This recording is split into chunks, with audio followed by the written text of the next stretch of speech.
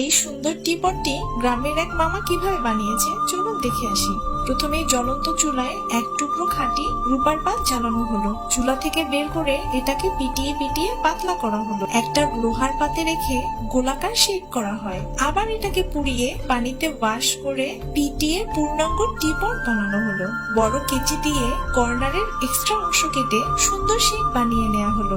একে একে হাতল, ঢাকনা ও কর্নারের গোলাকার নেক বানানো হলো। মামা রাত দিন পরিশ্রম করে যাচ্ছে টিপটটিকে সুন্দর করে তোলার জন্য। এখন আসেন সবচেয়ে আকর্ষণীয় পার্টি। টিপটকে ডিজাইন করা হবে। কাগজে সুন্দর নকশা এঁকে নেওয়া হলো ক্লোজনি ডিজাইন করার জন্য। এরপর নকশা অনুযায়ী পাতলা ধাতুর তার, যা সাধারণত তামা বা ব্রোঞ্জের হয়ে থাকে, এগুলোকে বাঁকিয়ে বিভিন্ন ফুল পাতার ডিজাইন করা হয় অল ওভার দি টিপট। এই চোখ ধাঁধানো নকশা এক একটি ঘের বা ক্লয়েজেন তৈরি করে, যা নকশার অংশগুলোকে প্লেন অংশ থেকে আলাদা করে রাখে।